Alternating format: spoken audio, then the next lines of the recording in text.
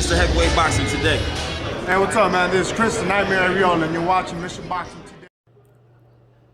Heavyweight boxing fans, what's the deal? All right, so I just got a chance to check out the weigh-in. Anthony Joshua, Usyk. Also, I got to see Zhilei Zhang weigh in and Philippe Herkovic. Did not get to see Andrew Tabiti or James the Beast Wilson weigh in, but I did see what they weighed in at.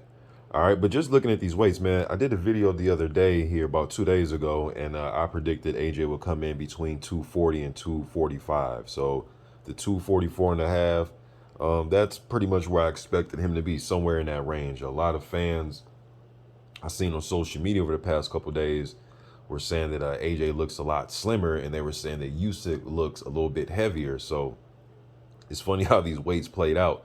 But Usyk, I predicted in my video that he'll come in between 215, 221. Like I was saying, he looked pretty much the same, man.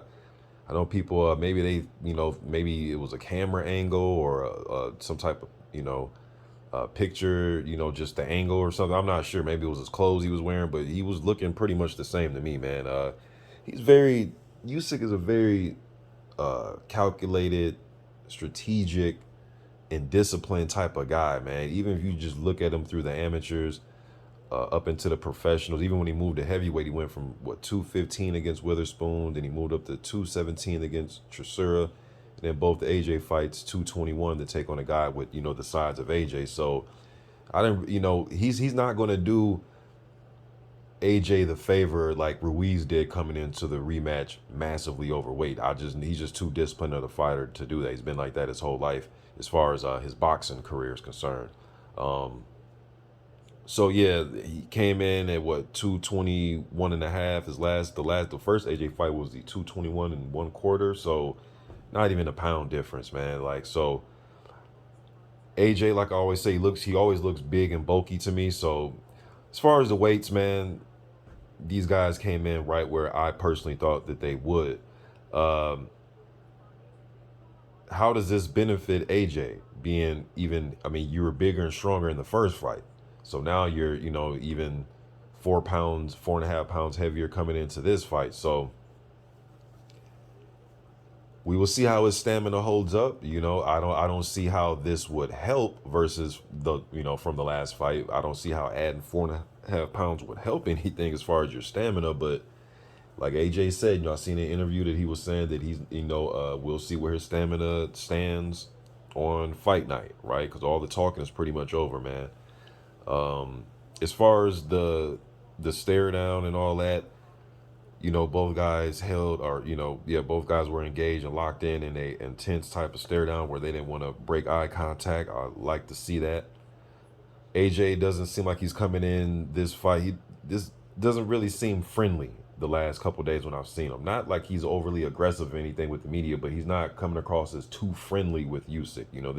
I never did like that AJ when he does that, when, here, hold my belts type of thing. That was always odd to me, but he seems like he's locked in and ready to go.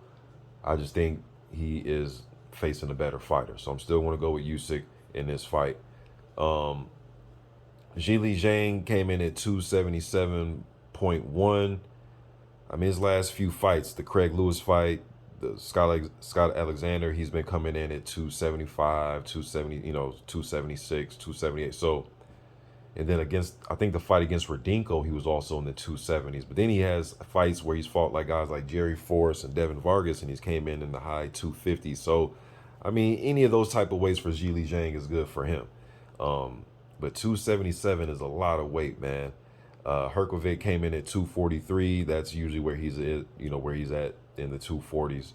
But both guys look solid and ready to go. Zhilei Zhang was chewing the hell out of that bubble gum, man. So when I see fighters do that, you can tell that they're antsy and they want to get in the ring and they want to fight. Herkovic was, looking kind of bouncy, and you can tell both guys just want to get in the ring and they want to fight each other, just by their body language. But that's going to be a good one. I'm still going with Herkovic in that fight. I see Zhang trying to set traps and fight at a methodical pace and probe with the jab and try to find a home for that left hand, whether he throws it straight or he loops it. All right, but he's going to be looking for a home. I think Herkovic is going to, with his movement, his the tactics that he uses when he comes in and out, darting in and out with the jab. He loves to throw the right hand behind it with the left hook. He's bouncy on his feet. He'll move. I just think his activity and movement and his power punching is going to give Zhang some problems. But Zhang does have, you know, Olympic pedigree, just like Herkovic. Both these guys have really good amateur backgrounds. They know who they are as fighters. They're comfortable with who they are. I think Zhang best opportunity is to try to catch Herkovic with a counter left hand. All right, but if Herkovic can up the pace of the fight, kind of like how Jerry Force was able to do, and get Zhang to you know, burn that stamina away, it could be an early fight. But can't wait to see that one. And then Tabiti came in, was he 17 pounds, 217 pounds. Obviously the heaviest weight of his career. He's moving up to heavyweight. He said he doesn't know if he's going to plan on staying at heavyweight, but nonetheless, he came in at 217. James the Beast Wilson, who hasn't fought a boxing match in about 2 years, he came in at about 238.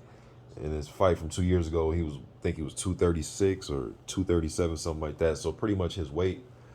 We know, like Wilson, he fights out of a Mike Tyson-esque type of style, Joe Frazier-esque, you know, the crouching, shorter heavyweight, wants to use kind of like the peekaboo style, come up with hooks and overhand rights and go to the body and rip to the body, all right?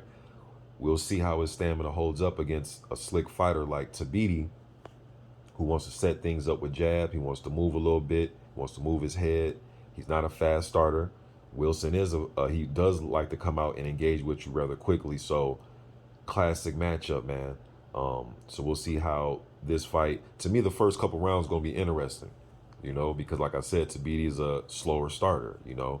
He wants to get a feel for you the first couple rounds by using his jab and moving, see what punches you're reacting to, how you're reacting to my jab, how you're reacting to my left hook. You know, he wants to go about things that way, you know, and he doesn't mind going the distance, all right? So should be a good little firefight right there. But yeah, man, back to Usyk and AJ.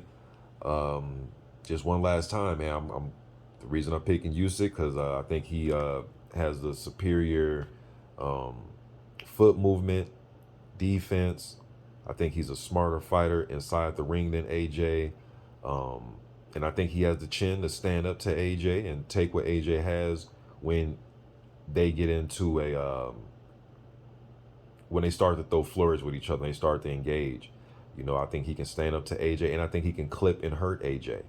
He showed it the first fight. So there's no fear in Usyk coming into this fight. Now we have a Usyk that's coming into this fight that knows what to expect, and he's already beaten this man. If you look at that 12th round, damn, it looked like AJ was ready to touch the canvas. You know, he was really starting to fatigue, and he was getting hit cleaner in that 12th round. And there was spurts where he was against the ropes, you know. So Usyk remembers that, and AJ does too. I think AJ's gonna come out fighting, man. I don't see how this fight, you know, goes the distance. I really doubt that. Because I think Usyk may try to step to AJ even earlier, not being overly aggressive, but putting that mental pressure on him. When I say pressure, I just don't mean just physical, come out there throwing a million punches. No, but just stepping to AJ, keeping a jab in his face, and making AJ miss staying in front of him by dipping and rolling under punches and countering right away. And then mixing in the movement to disrupt any type of momentum that AJ may be gaining. I mean, because Usyk can just mix it up. You know, he can step to him and make a miss by ducking and rolling other punches, or he can move away and make a miss. He has different ways to make AJ miss, man. And AJ is not really all that great with moving his head offline, especially with a quick puncher like this that can set his shots up that doesn't. And Usyk isn't the type to put everything into every single shot. You know, he has different levels and ranges with his punches. You know, he may throw a quick flurry, then he may load up on the left hand, and then get back to a double jab. And then pivot off his right foot and go off to the right, or slip under and go off to the left. I just think he's going to have AJ's feet all over the place, resetting, not knowing when he's going to get countered, not knowing when he's going to have to probably cut the ring off. I just think he's going to make AJ think way too much. And I think just the mental pressure is going to get to AJ in this fight, and he will get mentally fatigued And then after that, I think he'll get physically fatigued, and I think it's going to be game over from there. All right, so I'm going to go with Usyk in his fight. See a stoppage. Y'all let me know what you think in the comment section. I'm going.